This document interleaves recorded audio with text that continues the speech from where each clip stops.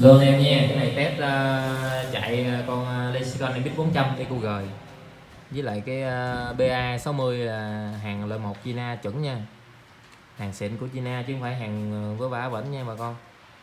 Đây mình test cường độ cao trên cái Lexicon luôn, là cho nó hát tới đèn vàng luôn nha.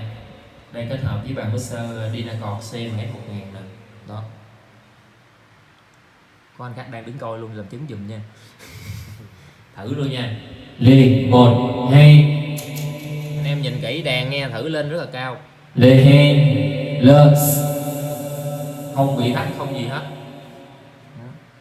Rất là ok. Đây chương trình đang chạy của mình nè, cái phép đây ha. Đó, giờ thử nghe, thử khúc ha. Lơ 67 lơ lơ, trong tay không tin đời có ai thu, như lúc có tin nhiều kẻ ghét gay. Đêm nay em bỏ ta rồi, chạy theo cuộc sống đua đòi, vì một chữ tình trời ơi.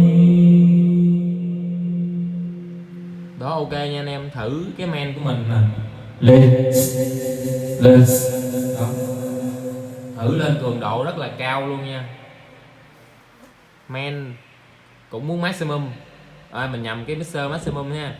Cái con BA cũng gần maximum, còn con em Lexicon MX 400 là hiệu ứng mình cho đầu ra nó rất là dạt vào luôn. Đây khi phép là lên gần hết cây luôn nè, tiếng rất là đẹp. Đó, rất là ổn định nha anh em nha. Rồi